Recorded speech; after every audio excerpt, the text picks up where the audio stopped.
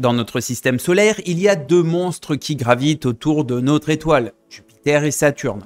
Autour de ces deux planètes, et là je pense ne rien vous apprendre, gravitent plus de 240 satellites. Et encore aujourd'hui, il est même possible d'en découvrir de nouveaux. La preuve en est avec S 2021 J6, découvert autour de Jupiter le 5 septembre 2021. Bon d'accord, un satellite de 1 km de diamètre, il n'y a pas de quoi casser trois pattes à un canard. Mais en même temps, ça va être compliqué de découvrir un truc de la taille de Mercure. Ou alors faudrait vraiment avoir de la haine dans les yeux pour ne pas l'avoir déjà découvert. On va donc pas trop causer de ce petit caillou qui gravite autour du géant de notre système solaire. Par contre, nous allons parler d'un des plus connus, mystérieux et incroyable de Saturne. Il s'agit de Titan. C'est d'ailleurs certainement mon préféré. Dites-le d'ailleurs en commentaire si vous êtes d'accord avec moi. Alors pourquoi? Tout simplement parce que d'ici 2028, une mission va partir en direction de ce monde de dingue. Il s'agit de Dragonfly. Titan est une véritable mine d'or dans notre système solaire pour la simple et bonne raison que c'est le seul endroit, hormis la Terre, où on trouve du liquide. Ok, il s'agit de méthane et d'éthane, mais quand même. Sachant qu'en plus, il y a aussi comme sur Terre un système de climat assez complexe. Bah vous savez quoi, on va rentrer un peu plus dans le détail. Non, parce que franchement, c'est super intéressant. Il s'agit du plus gros satellite de Saturne et même du deuxième plus gros du système solaire avec ses 5150 km de diamètre contre 5268 km pour Ganymède, satellite de Jupiter. Il est donc plus gros que Mercure qui mesure 4879 km de diamètre. À titre de comparaison, la Lune mesure 3460 km de diamètre. Alors si je vous parle de la Lune, c'est justement pour vous donner une image d'un truc plus proche de la Terre. Et si on devait mettre Titan à sa place, voilà à quoi ressemblerait notre ciel nocturne. Quand la Lune est pleine, bien sûr. Bon, on va pas rentrer dans le détail des super lunes de feu, de sang, de tout ce que vous voulez, ça sert strictement à rien là. Hein. Tu veux pas arrêter de faire mumuse et nous en dire un peu plus là, s'il te plaît? Non mais c'est pas mal de faire ce genre de comparaison, ça permet de mieux comprendre et de visualiser. Titan gravite autour de Saturne à une distance de 1 222 000 km et fait une révolution autour de la géante gazeuse en 15 jours et 22 heures. Ça va vite, très vite. En plus, elle est en rotation synchrone autour de Saturne, comme la Lune autour de la Terre. Donc une journée correspond à une révolution, soit 15 jours et 22 heures. Titan dispose, comme dit un peu plus tôt, d'un système de climat comme sur Terre. Mais par contre, vu son éloignement par rapport au Soleil, celui-ci sera forcément totalement différent.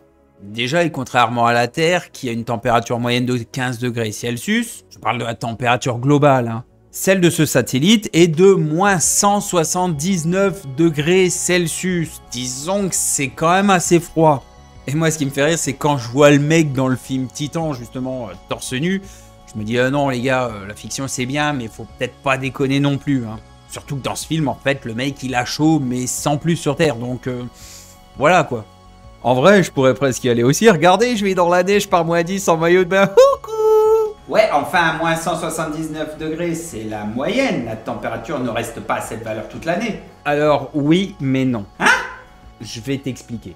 L'atmosphère de Titan a la particularité de rendre les températures assez homogènes sur toute la surface. Ce qui fait que la température là-bas est relativement stable et ne change pas trop des moins 179 degrés. Allez, on va dire qu'on sera à plus ou moins 20-25.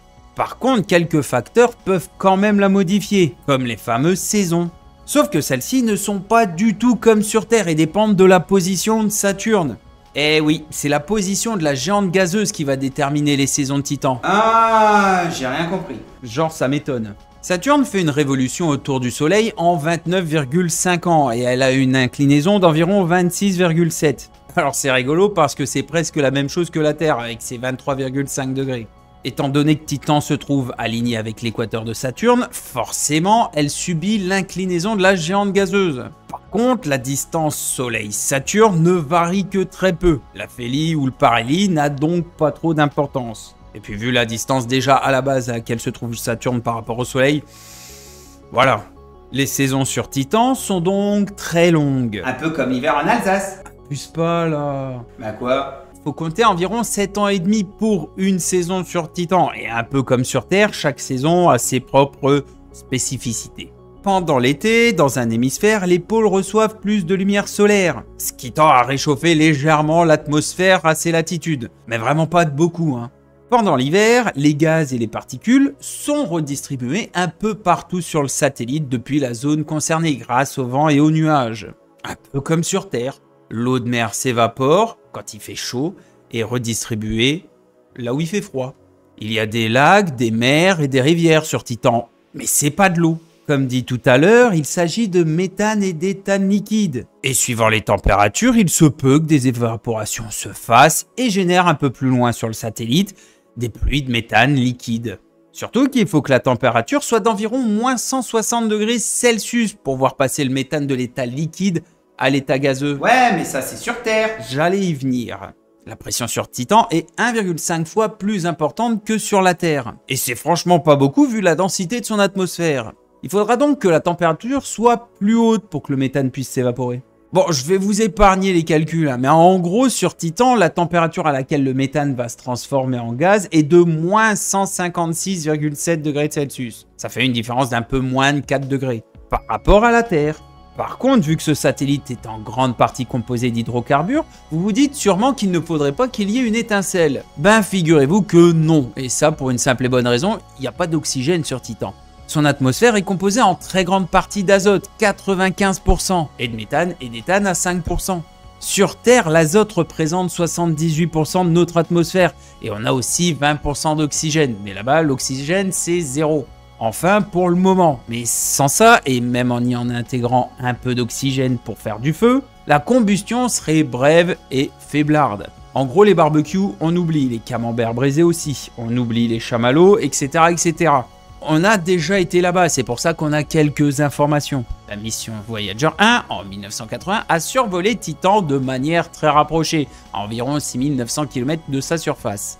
Plus récemment, en 2004, la sonde Cassini-Huygens avait pour mission principale d'étudier ce satellite en faisant des survols et en lâchant justement Huygens dans l'atmosphère de Titan pour l'étudier. Les images de Huygens ont montré des paysages à couper le souffle à l'époque. Mais imaginez-vous aujourd'hui avec notre technologie d'imagerie, ça devrait être encore plus fou. Bah vous savez quoi, la suite de cette vidéo va beaucoup vous plaire. Mais pour ça, on se retrouve la semaine prochaine pour la suite. Alors n'oubliez pas non plus de vous abonner si c'est pas déjà fait. Et on se retrouve très bientôt. Allez, hop là les gens, à la prochaine.